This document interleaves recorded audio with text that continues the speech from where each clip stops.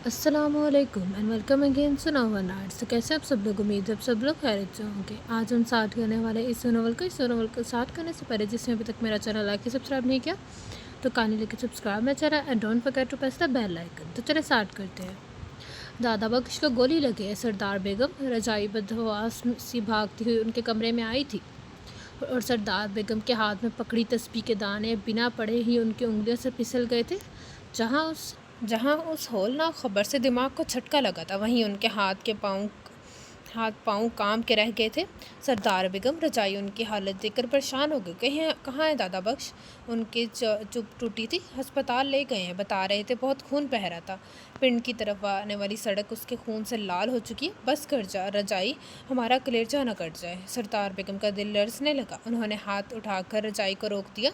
माफ़ी चाहती हूँ सरदार बेगम, पर मैंने जो सुना वही आकर बताया। रजाई थम गई। उससे एहसास हो गया था कि वो वाकई उनके दिल पर वार किए जा रही थी। अज्जू से कहो गाड़ी निकाले, मैं भी अस्पताल जाऊंगी। उन्होंने तख्त से पाँव नीचे उतारते हुए कहा। मेहरमा कहाँ है? उन्होंने तशवीश भरे लहजे में पूछा। जी वो तो शायद सो रही हैं। इतनी बेखबर सो रही हैं? सरदार बेगम को मेहरमा की गहरी और बेखबर नींद का सुनकर ताजुब सा हुआ था। सी भी बेखबर सोई थी। रजाई अफसोस से बोली। अल्लाह खैर करे, मनहूस कैसी बदफाइलें बिक रही हैं, 4 दफ़ा हो। सरदार बेगम को गुस्सा आ गया। रजाई मुसलसल उनका कॉल दहलाए जा रही थी। वो वहाँ से हट गई थी और सरदार बेगम अपनी चादर वगैरह निकालने लगी। रजाई उनको गुस्सा ना दिलाती तो ये काम उसने नहीं ही करना था। थोड़ी देर बाद वो अपने कमरे से बाहर आई तो बाहर से सभी उनके मुंतज़िर बैठते। सबसे पहले बानो निगार आगे बढ़ी थी। दादी बेगम वो दादा बख्श। बानो का लहजा मुतफक्कर था। कुछ नहीं होगा, दादा बख्श को बस अल्लाह से उसकी ज़िंदगी की दुआ मांगो, वो दुआएं कबूल करने वाला। उन्होंने खुद का मजबूत ज़ाहिर करते हुए अपनी पोती को तसल्ली दी थी। हालांकि दादा बख्श की हालत का सुनकर उनके हौसले खुद रेत की मानिंद बिखर रहे थे। अगर दादा बख्श को कुछ हो जाता तो वो यकीनन कच्ची मिट्टी से बनी दीवार की तरह ढह जाती। उनकी शख्सियत की बुलंद और बाला इमारत देवबख्श के सहारे ही तो खड़ी थी। दाद बख्श उनकी ज़िंदगी का सरमाया था। उनकी उम्र भर की कमाई, और कौन शख्स अपनी कमाई और अपना सरमाया लुटते देख सकता है? उनके दिल के कोने से अगर दादा बख्श की ज़िंदगी के लिए दुआएं नहीं कर रही थी, दिल के दूसरे कोने से गम और गुस्से की आग लपक रही थी। उस पर गोली किसने चलाई? निगार को बख्श को तजस्सुस हो रहा था। ये तो पता नहीं चला। बीबी जी, सड़क के करीब झाड़ियों में से छुपकर फायरिंग की गई थी। हम कुछ दूर ही खेतों में काम कर रहे थे। फायरिंग की आवाज़ सुनकर मैं अब सड़क की तरफ भागते आए तो पता चला दादा बख्श को गोली लगी है। वो अपनी गाड़ी के करीब सड़क पर गिरे हुए मिले थे। उनके गांव के एक किसान ने सारी बात बताई। दादा बख्श को गोली लगने वाली इत्तला उसने आकर दी थी और अभी तक सरदार बेगम के इंतज़ार में बैठा हुआ था। मैं अच्छी तरह जानती हूँ कि गोली किसने चलाई है। चलो रजाई, उन्होंने कहते हुए कदम आगे बढ़ा दिया। लेकिन दादी बेगम, वो मेहरमा बानो बेसाख्ता बोली थी, हमारी वापसी तक वो अपनी बेखबरी का मातम करेगी, बाकी का हम अगर आकर संभाल लेंगे। सरदार बेगम मेहरबानों को समझाकर रजाई के साथ बाहर निकल गई और रफ्तार रफ्तार सब भी मुलाजिम वहाँ से हट गए थे। सिर्फ मेहरबानों और मेहर निगार बैठी रह गई थी। क्या पता दादा बख्श का बच गया या चला गया। हाजरा बेगम भी आ गई थी। उनके तंजिया लहजे पे दोनों को बहुत गुस्सा आया। अल्लाह ने चाहा तो वो ठीक ही होगा, बानो चबा कर बोली थी। ये तो तुम ठीक कह रही हो, लेकिन अगर वक़्त ही आ गया हो तो क्या कहा जा सकता है? हाजरा बेगम बेरहमी से बोली थी। आपको ये सब कहते हुए अल्लाह से खौफ नहीं आ रहा? निगार ने आंखें फैला कर देखा। अरे क्यों भाई, ऐसा क्या गलत कह दिया मैंने? वो अनजान बनकर बोली। गलत तो आपने नहीं कहा, लेकिन इस वक्त हम यहाँ बैठकर किसी दूसरे की सेहत और ज़िंदगी की बातें कर रहे हैं, कि मौत और ज़िंदगी की बातें कर रहे हैं। हम में से किसी को भी नहीं पता हमारे पास कितना वक्त है। हाजरा बेगम एकदम सिटपटा गई थी। कैसी बदफाइल मुंह से निकाल रही हो? मैं आज सरदार बेगम से बात करूंगी, फिर तो मुझे भी दादी बेगम को बताना पड़ेगा कि आप दादा बख्श के बारे में कैसे सफा ख्यालात रखती हैं। निगार आज जानबूझकर मेहरा का अंदाज़ा अपना कर बोली थी। मेहर का अंदाज़ा अपना कर बोली थी। वो वाकई हाजरा बेगम एक सेकंड में से सीधी हो गई थी। मैं भला दादा बख्श के बारे में ऐसे ख्यालात क्यों रखूँगी? इतना अच्छा, इतना सादतमंद तो है वो। हाजरा बेगम ने फ़ौरन पैंतरा बदला। यही बात तो हम आपको समझाते हैं। खैर, आप दादा बख्श की ज़िंदगी के लिए दुआ कीजिए। लेकिन दिल से निगार कहते हुए खड़ी हो गई थी। अस्पताल में गाँव का बहुत से लोग जमा थे और اور صبر کی زبان پہ دادا بخش کی زندگی کے لیے دعا تھی۔ جیسے ہی سردار بیگم ہسپتال پہنچی وہ سب ان کو دیکھ کر کھڑے ہو گئے اور احترام سے سلام کیا۔ دادا بخش کہاں ہیں؟ انہوں نے ان سب کو چہروں کو بغور دیکھا جسے کسی انہونے کے ڈر سے۔ اندر آپریشن تھیٹر میں ڈاکٹر گولی نکال رہا ہے۔ بیشر ہور فکر مندی سے بولا، ڈاکٹر کیا کہتا ہے؟ وہ تو جی ڈاکٹر کو تو تسلی ہی دیتے ہیں۔ گولی کہاں لگی تھی؟ سینے کے اوپر، کندھے کے قریب لگی ہے۔ بشیر الحور دادا بخش کے لیے حد سے زیادہ پریشان ہو رہا تھا۔ اللہ خیر، وہ بے ساختہ کہتی قریب پڑی بینچ پہ بیٹھ گئی تھی۔ نانی بیگم، دادا بخش کیسا ہے؟ قاسم علی راہداری عبور کرتا ان کے قریب آ گئے تھے۔ تمہیں پتہ چل ہی گیا ہے کہ دادا بخش کیسا ہے؟ سردار بیگم نے کمزور سے لہجے میں کہتے ہوئے اپنے نواسے کو دیکھا۔ لیکن یہ سب کس نے کیا؟ گولی مارنے والا کون تھا آخر؟ قاسم علی نے وہی سوال کیا باقی سب کے ذہن میں گردش کر رہا تھا۔ گولی مارنے والے بھی ہم میں سے ایک ہی تھا، قاسم علی۔ سردار بیگم کے پتھریلے لہجے پہ قاسم علی چونک گیا تھا۔ کیا مطلب ہے نانی بیگم؟ مطلب میں تمہیں پولیس کے سامنے بتاؤں گی۔ پولیس کو فون کرو۔ ابھی تک پولیس پہنچی کیوں نہیں؟ سردار بیگم دل میں کچھ ٹھان چکی تھی۔ لیکن نانی بیگم، تم سے جو کہا ہے وہ کرو۔ وہ اس وقت بحث و تکرار کے موڈ میں نہیں تھی۔ میں ابھی فون کرتا ہوں۔ قاسم علی اپنی نانی بیگم اگر ان کی بات نہ ماننی چاہتی تو وہ برداشت نہیں کرتی تھی۔ اگر کسی کی بات یا کام میں دیر برداشت کرتی تھی تو وہ صرف دادا بخش ہی تھے۔ اسے فون کیا تو پتہ چلا کہ پولیس کو پہلے ہی اطلاع مل چکی ہے۔ ڈاکٹر صاحب نے پولیس کو اطلاع دے دی تھی کیونکہ یہ سراسر پولیس کیس تھا اور وہ واقعی چند منٹوں میں بعد پولیس وہاں پہنچ گئی تھی۔ آپ کی کسی سے کوئی دشمنی ہے کیا؟ ایس ایچ او نے قاسم علی سے کچھ کی۔ نہیں سر، ہماری کسی سے کوئی دشمنی نہیں۔ ہماری دشمنی ہے انسپکٹر صاحب، اور دشمن کو میں اچھی طرح جانتی ہوں۔ آپ نام لکھیں، میں لکھواتی ہوں۔ سردار بیگم اٹھ کر پاس آ گئی۔ یہ کیا کہہ رہی ہیں آپ؟ قاسم کو حیرت ہوئی تھی۔ میں جو کہہ رہی ہوں ٹھیک کہہ رہی ہوں انسپکٹر صاحب، نام لکھو نام۔ انہوں نے اشارہ کیا اور پھر اپنے دشمن کا نام اور والدیت درج کروائی۔ قاسم ان کے منہ سے دشمن کا نام سن کر دنگ رہ گیا تھا۔ اسے اپنے کانوں پہ یقین نہیں ہوتا۔ مجرم آج شام سے پہلے جیل کی سلاخوں کے پیچھے ہونا چاہیے، ورنہ میں بہت برا پیش آؤں گی۔ انہوں نے وارننگ دی تھی اور مزید کچھ کہے بنا آخر پلٹ کر آپریشن تھیٹر کے باہر رکھے بینچ پر جا کر بیٹھ گئی تھی۔ اور قاسم علی بس دیکھتا رہ گیا تھا۔ دعا کرو اللہ میرے بیٹے کے سوئے ہوئے بھاگ جگا دے، سردار بیگم نے بڑی حسرت سے کہا تھا۔ اور وہ عورت ان کے چہرے کو دیکھنے لگی تھی۔ عورت سردار بیگم کی حویلی کے باہر بھیک مانگنے آئی تھی۔ ملازمہ نے اسے پیسے دیے تو بولی، اپنے بیگم صاحبہ سے کہو میں 2 دن سے بھوکی ہوں، 2 دن سے کھانا نہیں ملا، اب مجھے کھانا کھلا دے، میری بھوک سے تڑپتی آنکھیں انہیں دعا دیں گی۔ سردار بیگم اس وقت وہیں کھڑی پودوں کو دیکھ رہی تھی۔ انہوں نے سنا تو اس بڑی عورت کو اندر بلا لیا اور ملازمہ کو کھانا نکالنے کے لیے کہا۔ اللہ تیری حویلی آباد رکھے بیگم صاحبہ۔ اس عورت نے کھانا کھانے کے بعد جھولی پھیلا کر دعا دی۔ لیکن سردار بیگم کے دل میں بس ایک ہی حسرت تھی، ان کے بیٹے کو صاحب اولاد کرے۔ اللہ تیرے بیٹے کو بھاگ جگائے گا اور ضرور جگائے گا، یہ ایک فقیرنی کی دعا ہے۔ اللہ تیری حویلی کو ہرا بھرا رکھے گا، تجھے پوتیوں کی خوشیاں دکھائے گا۔ مائی شام ہو رہی ہے تو حویلی میں رک جا۔ سردار بیگم نے اس عورت کو روکنا چاہا۔ بیگم صاحبہ، فقیر مسافر ہوتا ہے، مسافر کہیں رکتا نہیں، چلتا ہی جاتا ہے۔ تو نے میرے پیٹ کی آگ کو ٹھنڈا کیا، اللہ تیرے دل کو ٹھنڈا کرے گا۔ وہ فقیرنی سردار بیگم کو دعائیں دیتی حویلی سے نکل گئی تھی۔ کیا کہہ رہے ہیں؟ کیا ہو رہا ہے یہاں؟ ولی محمد اندر زنانہ کھانے میں چلا ہے۔ اس بڑی عورت سے تیرے لیے دعا کرائی ہے، اللہ تجھے اولاد جیسی نعمت عطا کرے۔ اس حویلی کے سونے آنگن میں بچوں کی آوازیں گونجیں۔ سردار بیگم بیٹے کے لیے دعائیں کرتی نہیں تھکتی تھی۔ انشاءاللہ وہ آپ کی دعائیں ضرور سننے والا۔ ولی محمد اپنی ماں کی دلی جذبات سے بخوبی واقف تھا۔ بیٹا 6 سال ہو گئے دعائیں کرتے کرتے، اب تو دعائیں بھی تھکنے لگیں۔ سردار بیگم اداس ہو گئی۔ اللہ سے اچھی امید رکھنی چاہیے۔ ولی محمد نے ماں کو بازو کے گھیرے میں لے لیا تھا۔ اس حویلی کا صرف تو ہی وارث، اور تیرا دامن اولاد سے خالی دے کر کلیجے سے ہو اٹھتی ہے۔ ساجدہ اور راشدہ بھی تو ہے نا، 2 بچے ہیں ان کے۔ قاسم 4 سال کا اور رمیسہ 3 سال کی ہو رہا ہے۔ رمیش 3 سال کا، اور سردار بیگم کو اپنی بیٹیاں اور ان کے بچے یاد آ گئے۔ مجھے احساس ہے اماں بیگم، لیکن اللہ کے ساتھ کوئی زور زبردستی تو نہیں کی جا سکتی نا، وہ اپنی مرضی کا مالک ہے، جو اس کی رضا ہمارا نصیب۔ اماں بیگم، آپ کی نظروں میں میں مجرم ہوں نا؟ آپ کی خوشیوں کے راستے کی رکاوٹ؟ رابعہ بی بی ان کے سامنے آ گئی، وہ ان کی باتیں سن چکی تھی۔ اماں بیگم، آپ کو اگر کسی اور متن سے اپنی آنے والی نسل کا وارث ملتا ہے تو ٹھیک ہے، آپ لے لیں۔ رابعہ بیگم بی بی کہہ رہی تھی، اور ولی محمد اور ساتھ سردار بیگم بھی حیران رہ گئے تھے۔ یہ کیا کہہ رہی ہو بہو؟ ہاں اماں بیگم، میں اپنی خوشی کے لیے آپ کی خوشیاں ملیامت نہیں کر سکتی۔ یہ خوشی صرف ہی نہیں یہ صرف خوشی ہی نہیں، پوری نسل کا معاملہ ہے۔ اپنا نام و نشان تو کوئی بھی مٹانا نہیں چاہتا۔ رابعہ بی بی سچی کہہ رہی تھی۔ ان کے سر پہ ہمہ وقت ولی محمد کی دوسری شادی کا خوف سوار رہتا تھا، اور بھلا کب تک یوں ڈر ڈر کے جی سکتی تھی؟ لیکن ہم نے کبھی تمہیں الزام تو نہیں دیا نا، نہ ہی کبھی تمہیں رکاوٹ سمجھا ہے۔ ہم نے تو اپنے اللہ کی ہی سے مانگا ہے، وہی رب ہے، سب کی سننے والا اور سب کو دینے والا۔ سردار بیگم صحیح کہہ رہی تھی، انہوں نے کبھی بھی اس چیز کے لیے رابعہ بی بی کو مجرم نہیں سمجھا تھا۔ عورتیں واقعی جذباتی اور جلد باز ہوتی ہیں۔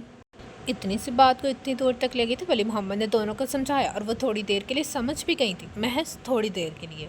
سردار محمد اور نواز محمد صرف دو ہی بھائی تھے۔ حالیہ ماں باپ نے زمینوں کا بٹوارا کرنے کے ساتھ ساتھ گاؤں اور حویلیوں کا بٹوارا بھی اپنی زندگی میں ہی کروا دیا تھا۔ بڑی حویلی سردار محمد کے نام اور چھوٹی حویلی نواز محمد کے نام کی تھی۔ بڑی حویلی گاؤں میں داخل ہوتے ہی بڑی شان سے سر بلند کیے کھڑی نظر آتی، اور چھوٹی حویلی گاؤں کے دوسرے کونے میں واقع تھی۔ اس طرح گاؤں کی دائیں طرف کی زمینیں سردار محمد کی ملکیت تھیں، اور بائیں طرف کی زمینیں نواز محمد کے ماں باپ نے بٹوارا کچھ انصاف سے کیا تھا کہ دونوں بھائیوں کو کبھی کوئی شکایت نہیں ہوئی، اور اپنے بیوی اور بچوں کے ساتھ وہ اپنی حویلی میں خوشحال پرسکون زندگی گزارے تھے۔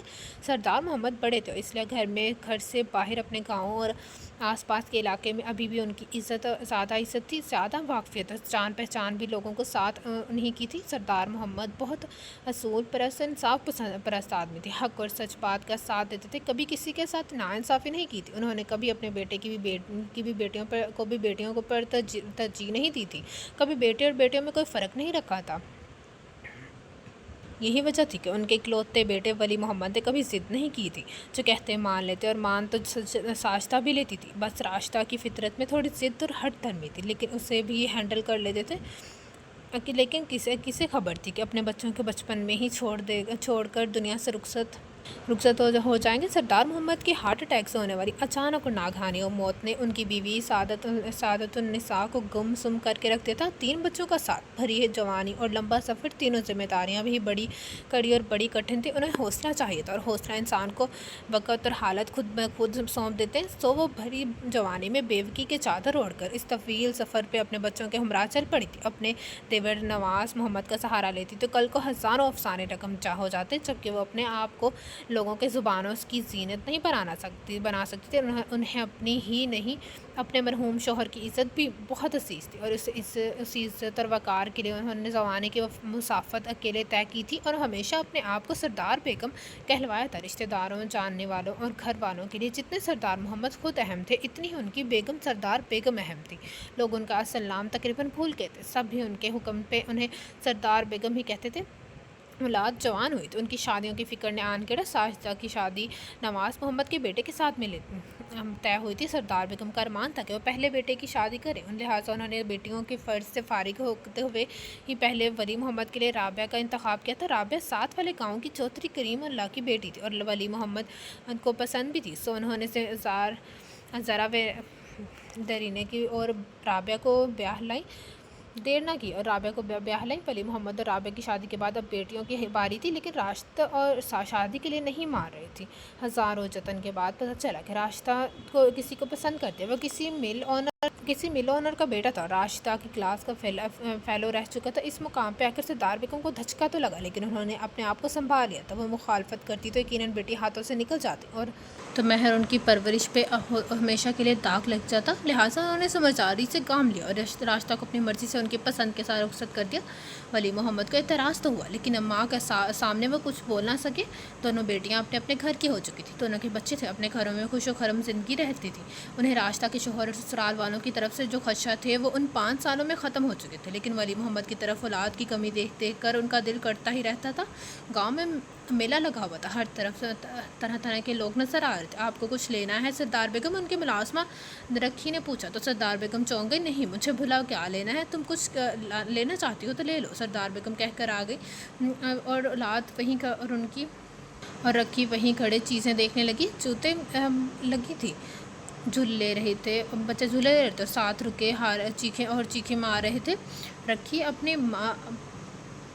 رکیے اپنی بیٹی رضائی کے لیے چوڑیاں اور پراندے دیکھنے لگی۔ چپ ہو جا بدنصیب، اب روتا کیوں ہے؟ وہ دونوں اس قدر رخت آواز پر ٹھکنے پر مجبور ہو گئی تھی۔ وہ شاید دربار کا مجاور تھا جو اس بچے کو بری طرح جھڑک رہا تھا، جبکہ وہ بچہ ساروں کی طرح رو رہا تھا۔ تم اسے کیوں مار رہے ہو سردار بیگم؟ وہ رہ نہ سکی اور مزار کے برآمدے کے اس کونے میں چلی گئی جہاں وہ بچہ رو رہا تھا۔ یہ اس کا نصیب ہے بیگم صاحبہ۔ مجارن کو دیکھ کر وہ فرش سے کھڑا ہو گیا تھا۔ نصیب؟ وہ کچھ نہ سمجھی۔ اس کا باپ اسے یہاں چھوڑ گیا۔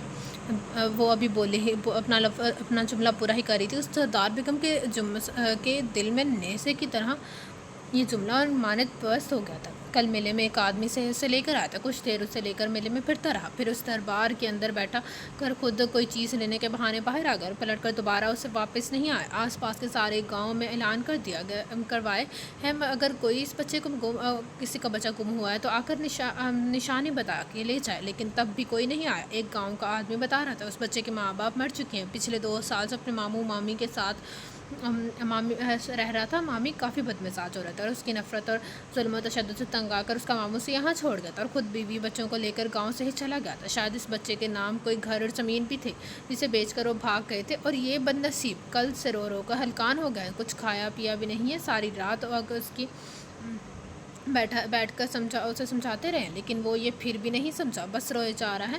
تم اسے بدنصیب نہ کہو، کسی کی قسمت میں کیا لکھا ہے کہ ہمیں کسے پتہ ہو سکتا ہے؟ سردار بیگم نے اس بچے کے سر پہ ہاتھ پھیرتے ہوئے اسے اپنے قریب کر لیا تھا۔ اس کی قسمت ہی تو ایسے یہاں لے کر آئی ہے بیگم صاحبہ۔ سجاور کا لہجہ عجیب سا تھا، اور اس کی قسمت ہی اسے کہیں اور لے کر جائے گی۔ وہ آہستگی سے بولی، یہ میرے ساتھ جائے گا، میرے گھر، میری حویلی میں۔ سردار بیگم کا لہجہ اٹل تھا۔ مبارک بیگم صاحبہ، مبارک، تیرے بھاگ جاگ گئے ہیں آج اللہ نے تیری جھولی بھر دی، تیری مراد پوری ہوگی۔ تو نے ایک یتیم اور لاوارث کے سر پہ ہاتھ رکھا، اللہ تجھے وارث دے گا، جا سکھی رہ۔ ان کے قریب میں ہی ان کی باتیں سنتی وہ بوڑھی عورت اٹھ کر خوشی سے دھمال ڈالنے لگی۔ سردار بیگم نے چونک کر دیکھا، یہ وہی فقیرنی تھی جو چند دن پہلے ان کی حویلی میں کھانا کھانے آئی تھی۔ جاؤ اسے اپنے ساتھ لے جاؤ۔ وہ فقیرنی خوشی خوشی کہہ رہی تھی، آپ خوش قسمت ہے بیگم صاحبہ، آپ کو یہ فقیرنی دعا دے رہی ہے، ورنہ اس کے منہ سے سالوں کوئی دعا نہیں نکلتی۔ اس مجاور نے حیرانی سے خوشی سے کہا تھا، چلو میرے بچے، میرے ساتھ چلو۔ سردار بیگم نے اس بچے کا ہاتھ تھام لیا۔ سردار بیگم کے انداز میں اتنی محبت اور اپنائیت کا احساس تھا کہ وہ خاموش ہو گیا تھا۔ وہ اسے بہلاتے ہوئے گاڑی تک لے آئی تھی، اور گاڑی میں بیٹھ کر ان کی نظریں بھی حلوائی کھوکے کی سمت اٹھی تھی۔ رکھی، یہ لے پیسے اور جلیبیاں لے کر آ۔ انہوں نے پیسے نکال کر رکھی کو دیے۔ کتنی؟ 10 کلو لے آ، انہوں نے کہا، اور سیٹ پہ اپنے قریب بیٹھے بچے کو اپنے قریب کر لیا تھا۔ چپ ہو جا، شاباش، تمہیں رونے کی اور ڈرنے کی کوئی ضرورت نہیں ہے، تم اب میرے بیٹے ہو۔ سردار بیگم نے اس کا سر تھپکا، پھر کچھ خیال آنے پر ٹھٹک گئی۔ بیٹا، تمہارا نام کیا ہے؟ انہوں نے نرمی سے پوچھا۔ داد بخش۔ سسکیوں کی وجہ سے اس نے اٹک کر بتایا، ماشاءاللہ، نام تو بہت ہی پیارا ہے۔ اپنے بابا کا نام یاد ہے؟ جی، ان کا نام خدا بخش تھا۔ اور ماں کا نام؟ سکینہ بی بی۔ ہوں، کافی سیان ہے۔ وہ ہلکے سے مسکرائی۔ اتنے میں رکھی جلیبیاں لے کر آ گئی اور سردار بیگم نے ڈرائیور کو گاڑی سٹارٹ کرنے کا حکم دیا۔ وہ تمام راستے داد بخش سے چھوٹی چھوٹی باتیں کرتی ہوئی آئی تھی تاکہ اس کا ڈر زائل ہو جائے۔ یہ کون ہے اماں بیگم؟ ولی محمد اپنے ماں کے ساتھ 7 سالہ بچے کو دیکھ کر حیران ہوا تھا۔ یہ دادا بخش ہے۔ داد بخش ہے، میرا بیٹا بھی اور میرا پوتا بھی، انہوں نے قطعیت سے کہا۔ کیا مطلب؟ مطلب یہ ہے یہ تیرا بھائی بھی ہے اور بیٹا بھی۔ سردار بیگم نے بیٹے کو سمجھایا، مگر کچھ پتا تو چلے، یہ ہے کون؟ بتاتی ہوں، ابھی بتاتی ہوں۔ رکھی تو اسے اپنے ساتھ کچن میں لے جا اور اسے اچھا سا کھانا کھلا۔ انہوں نے اسے رکھی کے حوالے کیا، اور داد بخش کے بارے میں جان کر اسے بھی افسوس ہوا تھا اور ماں کے فیصلے پہ تھوڑی پریشانی بھی ہوئی تھی۔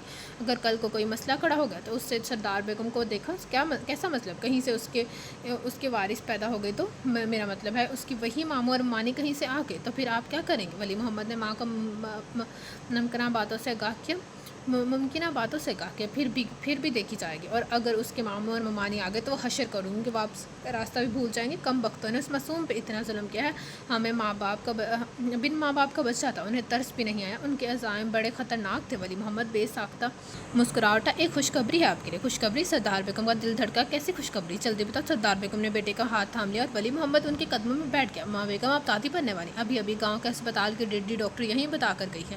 ولی محمد ان کے دونوں ہاتھ تھام کر عقیدت سے چومتے ہوئے بولا، واللہ کے حضور سجدے میں گر گئی تھی، آج اللہ نے پاکی ان کے اور ان کے بیٹے کے بھاگ جگا دیے تھے، آج ان کی جھولی بھر گئی تھی، ان کی مراد پوری ہو گئی تھی۔ انہیں اس فقیرنی کی دعائیں اور باتیں فوراً یاد آئی تھیں۔ رکھی، سب کا منہ میٹھا کرواؤ، انہوں نے رابعہ بی بی کے سر سے پیسے وار کر دیتے ہوئے کہا، اور پھر رابعہ بی بی کو اپنے گلے لگا لیا۔ یہ کون ہے؟ یہ میرا داد بخش ہے۔ بہت سردار نے اگلے 2 دن تک दाद बख्श ने अगले 2 दिन तक खुशियाँ मनाई और खैरातें भी बांटी। औरतों ने कुछ गाँव की औरतें उन्हें मुबारक देने आई थी कि सरदार बेगम की बहू उम्मीद से हुई है, और सरदार बेगम ने सबको मिठाई देकर रुखसत किया था और सबसे दाद बख्श का तारुफ भी करवाया था। वापसी से ये सब औरतों की ज़बान पे दाद बख्श का ही जिक्र था।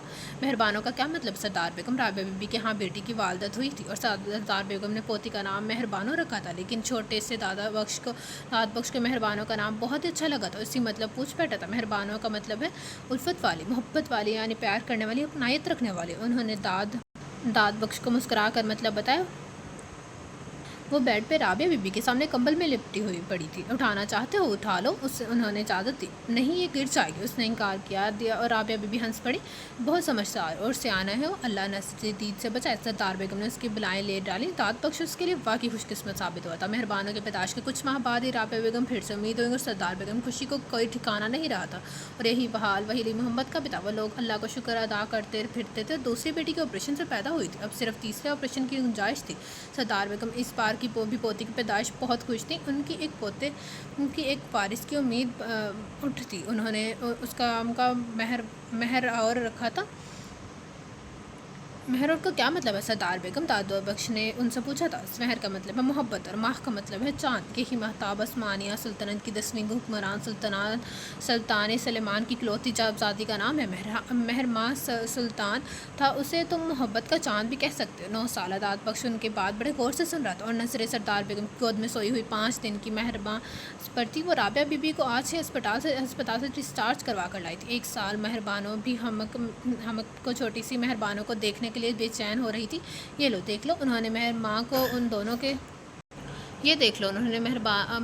उन दोनों के सामने कर दिया और वो खुश उसे देखने लगी। दाद बख्श उनसे प्यार करता रहा था फिर, मगर कभी उठाने की और हाथ लगाने की कोशिश नहीं की थी। वो डरता था कि उन बच्चियों को चोट लग गई तो सब खफा होंगे कि वो उनसे दूर दूर रहता था। राबिया बीबी तीसरी बार उम्मीद से हुई तो वली मोहम्मद और सरदार बेगम सरापा दुआ बन गए, लेकिन शायद दुआओं की कबूलियत की घड़ी अभी नहीं आई थी। अल्लाह ने उस बार भी उन्हें बेटी जैसी रहमत अता की थी और डॉक्टर्स ने तीसरे ऑपरेशन के बाद किसी और बच्चे की गुंजाइश को ख़त्म कर दिया था। गोया सरदार बेगम की उस ख़त्म कर डाली थी ख़त्म कर डाली थी। वली मोहम्मद भी चुप सा था। उसे बेटी की पैदाइश पे कोई अफसोस नहीं था, लेकिन बेटे की कमी भी एक हसरत बन गई थी। बेटा उनकी हवेली और जायदाद के लिए ज़रूरी था। वो वली मोहम्मद बहुत छोटा था और जब बाप का साया उससे उठ गया था, सर पे से उठ गया था, फिर ये जागीरदारी खुद सरदार बेगम को संभालना पड़ी गई थी। और इस जागीरदारी को संभालने के लिए उन्होंने बड़े पापड़ बेले थे, बड़ा कठिन वक्त गुजारा था। अब ये सारी जायदाद दमादों के हाथ में जानी थी। अम्मा बेगम क्या सोच रही हैं? वली मोहम्मद ने उनके कंधे पे हाथ रखा। सोच रही हूँ अल्लाह मेरी पोतियों के नसीब अच्छे करे। उन्होंने महर निगार की पेशानी पे बोसा दिया। आमीन। वली मोहम्मद ने दिल की गहराई से आमीन कहा था। महर निगार का मतलब है सरदार बेगम। दादा बख्श उस बार भी अपना क्या है सरदार बेगम? दाद बख्श अपनी इस बार फिर सवाल नहीं भूला था, अपना सवाल नहीं भूलता। सरदार बेगम दिल खोल के हंसी थी। महर निगार का मतलब है प्यार का नक्श, यानी मोहब्बत का निशान, मोहब्बत की अलामत। उन्होंने दाद बख्श का गाल थपकते हुए कहा था, ये गुड़िया भी बहुत प्यारी। तुम गुड़िया को उठाते क्यों नहीं हो? रजाई कहती हैं गुड़िया को उठाऊंगा तो गुड़िया गिर जाएगी और उसे चोट लग गई। दाद बख्श ने अपने गुरेज की वजह बताई। तुम एहतियात से उठाओगे तो नहीं गिरेगी। सरदार बेगम ने तसल्ली दी थी। नहीं सरदार बेगम, उससे गिर जाएगी। उसने नफ़ी में गर्दन हिलाई तो वो वली मोहम्मद हंस दिया। बिल आखिर बेटे की कमी ने उन्हें उस तौर पे ला खड़ा किया जहाँ एक आखिरी फैसला करना था। हर गिरदार की मजबूरी बन जाती। राबिया बीबी भी उनकी मजबूरी समझती थी, तो उन्होंने दिल बड़ा करते हुए वली मोहम्मद को शादी की इजाज़त दे दी थी। सरदार बेगम खुद एक औरत थी, औरत के जज्बाती बखूब समझती थी। उन्होंने राबिया बीबी की दिल आज़ारी के ख्याल से कभी भी वली मोहम्मद पर दूसरी शादी के लिए दबाव नहीं डाला। उनकी इजाज़त पर सरदार बेगम को बड़ी हैरानी हुई थी। ये क्या कह रही हो राबिया बीबी? उन्होंने हैरत से हमारे उनका नाम से पुकारा था। उस हवेली की वारिस की ख्वाहिश तो मुझे भी है अम्मा बेगम। राबिया बीबी ने अपनी नाम आंखों को पहुंचते हुए कहा और सरदार बेगम को राबिया बीबी के फैसले और सब्र पे बेक वक़्त प्यार और हमदर्दी महसूस हुई थी। इंशाल्लाह इस हवेली में तुम्हारी हैसियत और मर्तबे में कोई कमी नहीं आएगी। वो जो मुकाम आज है वही हमेशा रहेगा और अल्लाह तुम्हें खुश रखे, आबाद रखे। उन्होंने राबिया बीबी को साथ लगाकर ढाढ़ बनाई और फिर राबिया बीबी की रजामंदी से चंद दिन बाद ही सरदार बेगम अपनी बेटी राशिदा की मनंद हाजरा को ब्याह लाई थी। और हाजरा शहर की पढ़ी लिखी लड़की थी। उस माहौल में ज़रा मुश्किल से ही जर्स हुई थी। इस हवेली की बहुत सी चीज़ें और बहुत से लोगों पर तरास हुआ था, लेकिन मुकाबिल सरदार बेगम थी जिनके सामने कोई एतराज़ नहीं चल सकता था। आगे पीछे वो काफ़ी नाक चढ़ाती, लेकिन सरदार बेगम सामने आ जाती तो वो तीर की तरह सीधी हो जाती। अलबत्ता जब वो उम्मीद से हुई तो उनके नाज नखरे देखने वाले थे। वली मोहम्मद के एक्सीडेंट से होने वाली मौत सरदार बेगम को साकत पसंद कर गई थी। अपनी जवानी में अपने शोहर की मौत का सदमा और बुढ़ापे में जवान बेटे की मौत का सदमा उनको जीते जी मार गया था।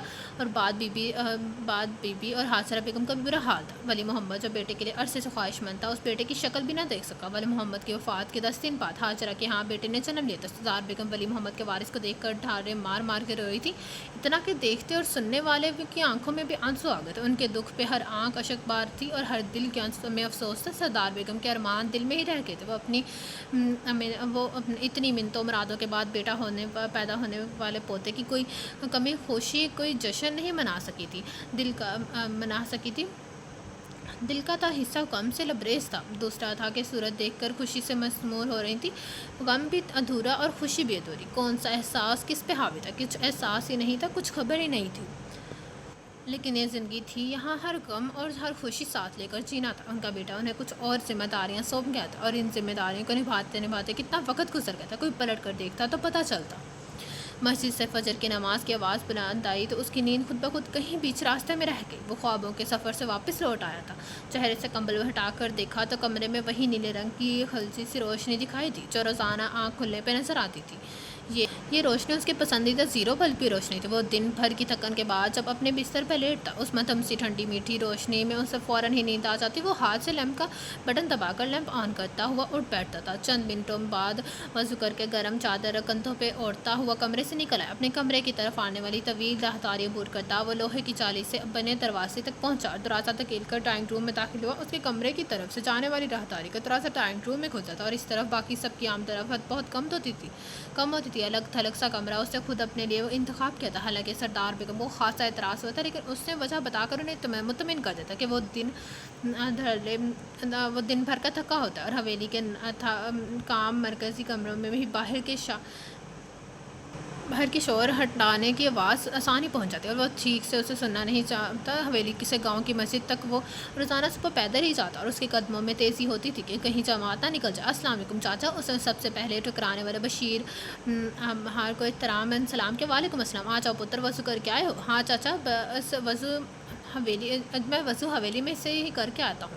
अच्छा किया है। यहाँ बारी ही कब मिलती है? अब वो मुस्कुरा कर बोले। चाची कैसी हैं? तबीयत ठीक हुई उनकी? दाद बख्श अपनी जेब से सफ़ेद कुरेशी से बनी टोपी निकाल कर पहनते हुए बोला, अल्लाह का शुक्र है, पुत्र काफ़ी भली चंगी हो गई है। अब वो उसके साथ अंदर आ गए। नमाज के बाद वो तकरीबन 1 घंटे मस्जिद में बैठकर कुरान पाक की तिलावत करता था। वापसी हवेली आता तो वहाँ हवेली में कितनी जिम्मेदारियाँ उसके मुंतज़िर होती। दाद बख्श वो हवेली के गेट से अंदर दाखिल हुआ ही था कि उसे मेहरबानों की आवाज़ सुनाई दी। जी बानो बीबी, वो सरापा समात बन गया है। कल मेहर माँ के कपड़े टेलर से ले आए थे। मेहरबानों लान में खड़ी थी। जब गेट से अंदर दाखिल होते हुए दाद बख्श को देखकर उसे मेहर माँ का हंगामा याद आ गया। जी ले आया था, थैंक गॉड। जाकर बताओ उसने अंदर तक हंगामा मचा रखा। मेहरबानों ने शुक्र का सांस लेते हुए कहा। दाद बख्श की गैराज में खड़ी गाड़ी के सिमत आ गया था और गाड़ी का बैक डोर खोलकर पिछली सीट पर रखकर कपड़े से भरा शॉपर निकाल कर अंदर चला गया।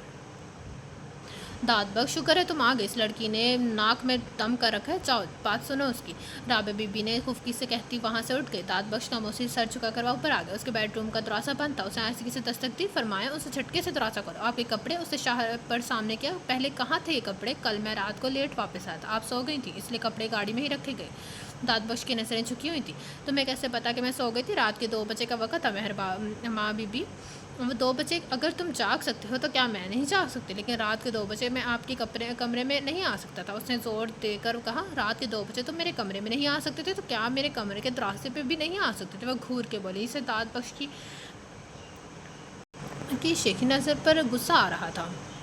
हाँ बीबी नहीं आ सकता था, उसने 2 टोक जवाब दिया। उसका सिर्फ बीबी कहना उसकी खुफकी का हिसार था। मैं जाऊँ?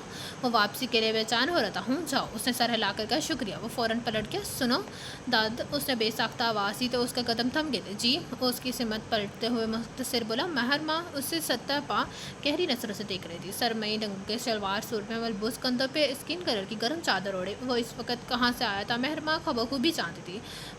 اچھے لگ رہے ہو، وہ اس نے دل کا کہا، زبان کی نثر کر ہی دیا۔ اس نے کچھ کہنے کے لیے لب کھولے۔ تم آ جاؤ، میں اپنے کپڑے چینج کرنے چاہ رہی ہوں، مہربانی ذات کی ظاہر کرتے ہوئے اسے جانے کا کہا اور خود کمرے کا دروازہ بند کر ڈالا۔ داد بخش پہ لب بھینچ کر رہ گیا۔ آ جاؤ داد بخش، وہ دستک سے ہی پہچان جاتی تھی۔ انہوں نے نرمی سے کہا، ادھر آؤ، بیٹھو یہاں۔ انہوں نے اپنی جہازی سائز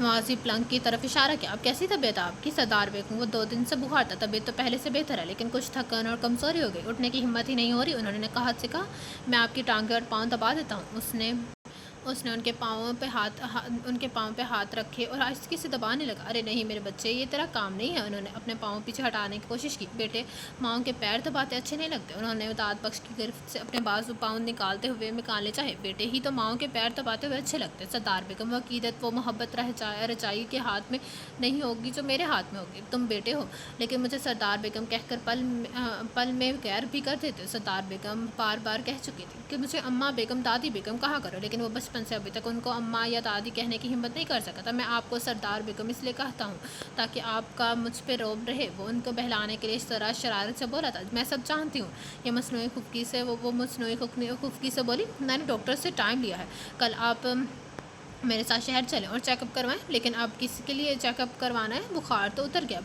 گیا لیکن کمزوری اور نکاح تو چھوڑ گیا ہے نا۔ ڈاکٹر کوئی طاقت کی دوا لکھ دے گا نا اور آپ کی انرجی بحال ہو جائے گی، اس نے حتمی انداز میں کہا۔ اور سردار بیگم اس کی اتنی فکر مندی پہ مسکراتی جیسی تمہاری خوشی وہ اس کی بات سے انکار نہیں کر سکتی تھی۔ اماں بیگم اچانک دروازہ کھول کر راشدہ بیگم اندر داخل ہوئی۔ کیسی طبیعت ہے آپ کی؟ راشدہ بیگم ان کے پلنگ پہ سراہنے کی طرف آ بیٹھی تھی۔ مجھے کسی نے بتایا ہی نہیں کہ آپ کی طبیعت خراب ہے۔ وہ تو آج حاضرہ بی بی نے ذکر کیا کہ اماں بیگم بیمار ہے۔ راشدہ بیگم خاصی تشویش اور پریشانی ظاہر کر رہی تھی۔ اکیلی آئی ہو؟ انہوں نے اس کی فکر مندی نظر انداز کرتے ہوئے پوچھا۔ نہیں، رمیش بھی ساتھ ہے، گھر پہ کوئی ڈرائیور نہیں تھا اس لیے اسے ساتھ لے آئی۔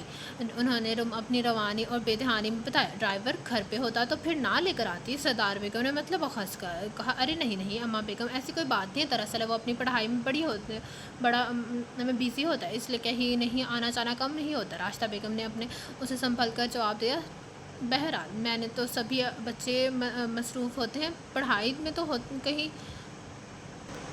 تو اتنی تو ہوتی ہے کہ اپنے بڑے بزرگوں کو شکل ہی مت دکھاؤ۔ سردار بیگم خفا ہو رہی تھی۔ میں جاؤں سردار بیگم؟ داد بخش ان کے پاؤں دبانے کے بعد کھڑا ہو گیا۔ جاؤ، جیتے رہو، اللہ لمبی عمر عطا کرے۔ ان کے منہ سے دعا نکلی۔ آپ صبح تیار رہیے گا، ناشتہ کرنے کے فوراً بعد نکلنا ہوگا۔ وہ ان کو یاد دہانی کروا کر باہر نکل گیا تھا۔ کہاں جانا ہے اماں بیگم؟ راشدہ نے حیرانی سے پوچھا۔ ڈاکٹر کے پاس۔ تو اس کے ساتھ جانے کی ضرورت کیا ہے، میں لے جاؤں گی۔ رمیش ہے نا میرے ساتھ؟ تم اور رمیش آج ہو لیکن کل نہیں ہوگے، پھر کس کے ساتھ جاؤں گی؟ کیا مطلب اماں بیگم؟ مطلب ہے کہ تم لوگ مہمان چلے جاؤ گے تو پھر میں کیا کروں گی؟ سردار بیگم کے لہجے میں استحضاء تھا۔ راشدہ بیگم کا موڈ بگڑ گیا تھا لیکن وہ خاموش ہو گئی۔ السلام علیکم نانی بیگم۔ اتنے میں رمیش اندر داخل ہوا۔ وعلیکم السلام، کیسے ہو بچہ؟ سردار بیگم نے کہا، میں آپ ایک دم فٹ ہوں، آپ سنائیں بخار کم ہوا؟ وہ کرسی کھینچ کر ان کے قریب بیٹھ گیا تھا۔ بخار تو اتر چکا ہے، خواہ مخواہ تمہاری اماں نے تمہیں زحمت دی۔ ارے نہیں نانی بیگم، زحمت کیسی، جب بھی یہاں آتا ہوں بڑا اچھا فیل ہوتا ہے، رمیش نے کافی خوشگوار لہجے میں کہا، جس پر راشدہ بیگم نے حیرت سے بیٹی کو دیکھا۔ شہر سے یہاں آتے ہوئے تو وہ خاصا بیزار اور خفا ہو رہا تھا لیکن اب اچانک موڈ کی تبدیلی حیرانی کا باعث تھی۔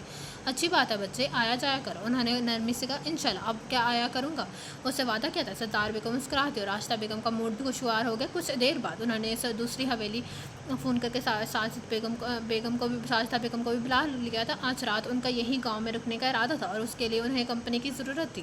رکی حویلی کے لان میں لوہے کی بڑی سی انگوٹھی رکھے اس میں خشک تنکے اور خشک لکڑیاں تھکا رہی تھی اور آگ کے شعلے بہت بلند اٹھ رہے تھے۔ داد بیگم بخش عشاء کی نماز پڑھ کر آیا تھا کہ اس کے ہاتھ پاؤں خنک ہوا کہ جھونکوں سے ٹھنڈے ہو رہے تھے۔ وہ اندر جانے کے بجائے وہیں آ کے قریب لان میں چلا آیا تھا۔ انگیٹھی کیوں تھکا رہی ہو مائی؟ اس نے دونوں ہاتھ آگ کے قریب کر کے سیکتے ہوئے کہا۔ پتر، ساجدہ بی بی آئی ہوئی ہیں نا، ان کو ہیٹر کی گرمی اچھی نہیں لگتی، اس لیے ان کے واسطے کوئلے بنا رہی ہوں۔ اوہ ہاں، ان کو ہیٹر کی گرمائش سے الرجی ہو جاتی ہے۔ داد بیگم بخش کو یاد آیا تھا۔ پتر، یہ موئی الرجی کیا ہوتی ہے؟ مائی رکھی نے پوچھا۔ داد بخش ان کی بات پہ آہستگی سے مسکرایا اور کچھ دور پڑی کرسیوں میں سے ایک کرسی اٹھا کر آگ کے قریب رکھ کر بیٹھ گیا تھا۔ مائی الرجی وہی ہوتی ہے جو داد بخش کو مہر ماں سے ہوتی ہے، دوسرے لفظوں میں اس کو آفت، بیزاری اور اکتاہٹ بھی کہا جا سکتا ہے۔ ان کے قریب سے بھی مہر ماں کی آواز سنائی تھی۔ داد بخش چونک گیا تھا، وہ بھی لان میں ہی رہی تھی، لیکن وہ اندھیرے میں اسے دیکھ نہیں سکا تھا۔ وہ داد بخش کو کیا ہوتی ہے بی بی؟ مائی رکی کو سمجھ نہ آیا۔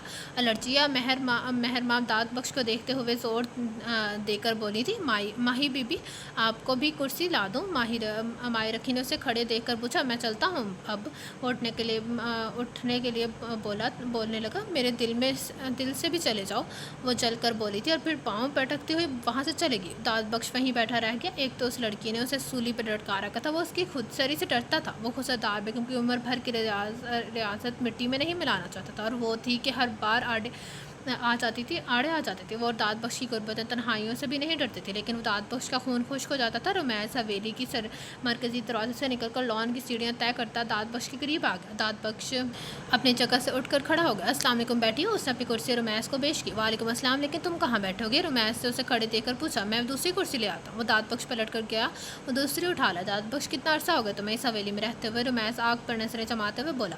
بچپن سے اب تک یہیں رہ رہا ہوں رومیس صاحب۔ پھر تو تم یہاں سے سب لوگوں کے مزاج سے اچھی طرح واقف ہو گئے۔ تقریباً، اس نے آہستگی سے کہا۔ تقریباً کیوں؟ اس لیے کہ کبھی کبھی ہم کسی انسان کے ساتھ پوری زندگی بھی گزار لیں تو اسے جان نہیں سکتے، اسے سمجھ نہیں پاتے، اور کبھی کبھی ایک لمحے بھی ایک عمر سے پہ حاوی ہو جاتا ہے۔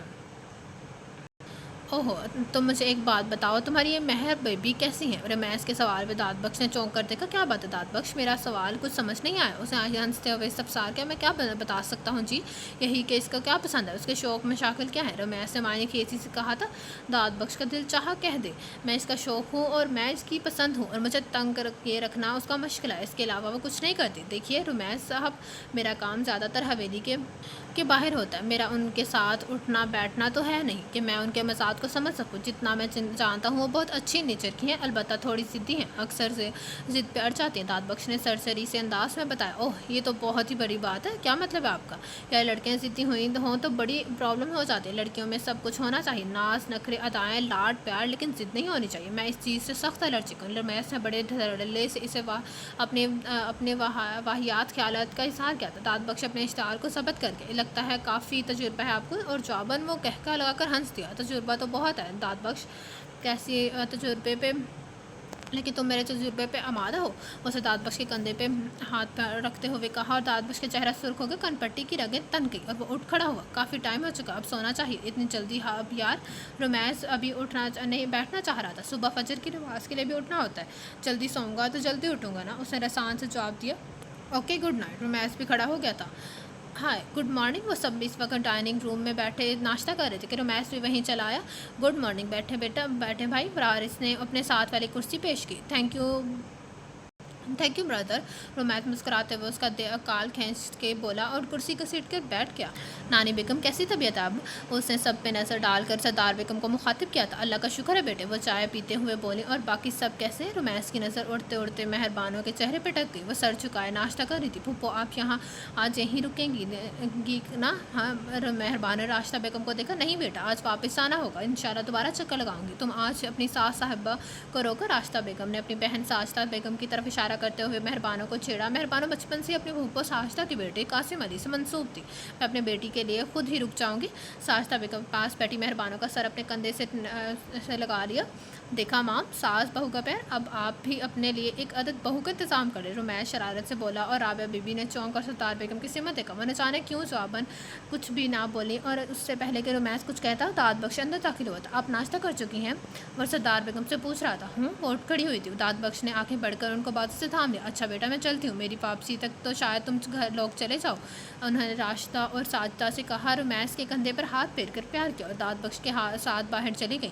ان کی گاڑی میں بیٹھا رہا تھا کہ پیچھے مہرماں بھی تقریباً بھاگتی ہوئی آن پہنچی۔ میں بھی چلوں گی۔ وہ اپنا پرس سیٹ پر پھینکتی ہوئی دروازہ کھول کر فٹافٹ اندر بیٹھ گئی۔ تم کو کہاں جانا ہے بیٹا؟ سردار بیگم نے حیرانی سے استفسار کیا تھا۔ مجھے آپ کے ساتھ جانا ہے دادی بیگم، میں صرف آپ کے لیے آئی ہوں۔ وہ سردار بیگم سے لپٹ گئی تھی اور اس کے لاڈ پہ شفقت سے ہنستے تھے۔ ٹھیک ہے میرا بچہ، چلو داد بخش۔ انہوں نے یوں ہی ہنستے ہوئے ڈرائیونگ سیٹ پہ بیٹھے داد بخش کو اشارہ کیا تھا۔ دادی بیگم ایک بات تو بتائیے، داد بخش اتنا کم کیوں بولتا ہے؟ اس نے سردار بیگم کندھے پہ سر رکھتے ہوئے پوچھا۔ نظریں داد بخش پہ تھیں۔ اس کے سوال پہ داد بخش کی نظریں بے ساختہ بیک اور مرر کی طرف اٹھی تھی۔ داد بخش، مہر ماں کو کیا جواب دوں، یہ تو مجھے بھی نہیں پتہ۔ سردار بیگم ہنس دی، وہ خاموش رہا۔ داد مہرماں نے پکارا۔ جی مہرماں بی بی، اس کے جواب میں وہی نپا تلاسط احترام تھا۔ میں تم سے چھوٹی ہوں، مجھے بی بی مت کہا کر۔ وہ چڑھ کر بولی، میں آپ سے بڑا ہوں، مجھے داد بخش کہا کریں۔ اس نے کہا، مجھے جو اچھا لگتا ہے میں وہی کہوں گی، وہ سختی سے بولی، اور جو مجھے مناسب لگتا ہے میں وہی کہوں گا۔ وہ بھی اپنے کہے پہ قائم تھا۔ دادی بیگم نے اسے چلا کر سردار بیگم کو دیکھا۔ داد بخش، میری یہ پوتی بڑی بے وقوف ہے، انہوں نے مہرماں کو اپنے ساتھ لپٹاتے ہوئے پیار سے کہا۔ جی ان کی اس خوبی کے ثبوت ملتے رہتے ہیں مجھے۔ وہ ذرا آہستگی سے بولا تھا، گاڑی روکو اور مجھے یہیں راستے میں اتار دو، میں واپسی حویلی چلی جاتی ہوں، مجھے آپ لوگوں کے ساتھ نہیں جانا۔ اسے ناراضی سے استفسار کیا تھا۔ شہر آ چکا ہے مہرماں بی بی، آپ کو وین پہ بٹھا دیتا ہوں، سیدھی گاؤں جاتی ہے۔ صدرا بیگم مسکرا دی۔ ہسپتال آ چکا تھا۔ داد بخش نے نیچے اتر کر پچھلی سائڈ کا دروازہ کھولا اور پھر انہیں سہارا دے کر اترنے میں مدد دی۔ وہ اپنے مقررہ وقت پہ پہنچے تھے۔ ڈاکٹر اپنے روم میں تھا، اس لیے ہسپتال پہنچتے ہی نرس سردار بیگم کو اندر ایکس رے کے لیے لے گئی تھی۔ وہ دونوں ویٹنگ روم میں ہی رہ گئے تھے۔ مہرماں صوفے میں دھنس کر بیٹھ گئی تھی، لیکن داد بخش بیٹھنے کے بجائے گلاس وال کے پاس جا کھڑا ہوا تھا۔ وہاں سے باہر ریسیپشن کا منظر نظر آ رہا تھا۔ ریسیپشن پہ 2 لڑکیاں کھڑی تھیں، کافی خوبصورت اور اسٹائلش۔ وہ ہسپتال میں نئے آنے والوں کو گائیڈ کری تھی، انہیں انتہائی پروفیشنل سا انداز تھا ان کا۔ داد بخش نہ جانے کیا سوچتے ہوئے بے دہانی میں ہی ان کی طرف دیکھ کے گیا تھا۔ وہ پنک دوپٹے والی زیادہ خوبصورت ہے نا؟ اچانک اس کے بے حد قریب سے مہرماں کی آواز پھری تھی۔ وہ داد بخش نے چونک کر دیکھا، وہ اس کی نظروں کے تعاقب میں ریسیپشن پہ کھڑی لڑکیوں کو دیکھ رہی تھی۔ پتہ نہیں تمہیں کچھ پتہ بھی ہے؟ وہ جل کر بولے۔ اتنے میں سردار بیگم بھی چیک اپ کروا کر ایکس روم سے نکل آئی تھی۔ کچھ کھانے پینے کے لیے بھی ملے گا یا نہیں؟ مہرماں نے داد بخش پہ نظر ڈال کر کہا، لیکن وہ بے نیاز سردار بیگم کو سیڑھیاں اترنے میں مدد دے رہا تھا۔ تھوڑی دیر پہلے تم ناشتہ کر کے آئی ہو نا؟ میں ناشتہ ادھورا چھوڑ کے آئی ہوں تھی دادی بیگم، وہ ناراضی سے بولی۔ ابھی داد بخش سے کہتی ہوں کسی اچھے سے ہوٹل میں لے چلتا۔ انہوں نے اسے تسلی دی اور مہرماں اندر ہی اندر خوشی سے ناچ اٹھی۔ داد بخش، گاڑی کسی ہوٹل میں کچھ دیر کے لیے روکنا، مہرماں کو بھوک لگی۔ انہوں نے گاڑی میں بیٹھتے ہوئے تاکید کی، جیسے آپ کی مرضی۔ وہ گاڑی سٹارٹ کرتے ہوئے بولا اور مہرماں آہستگی سے مسکرا دی۔ اسے پتہ تھا داد بخش کی جان جا رہی تھی اس حکم کی تعمیل پہ۔ تو یہ تھا آج کے ناول کے فرسٹ پارٹ کا۔ کیسا لگا آپ سب کو ناول؟ کمنٹ باکس میں پھر رائے کا اظہار ضرور کیجیے گا۔ جیسے ابھی تک میرا چینل لائک سبسکرائب نہیں کیا تو کہانی لے کے سبسکرائب میرا چینل، and don't forget to press the bell icon. آپ لوگ سے ملاقات ہوگی کل اس ناول کے نیکسٹ پارٹ کے ساتھ۔ اللہ حافظ۔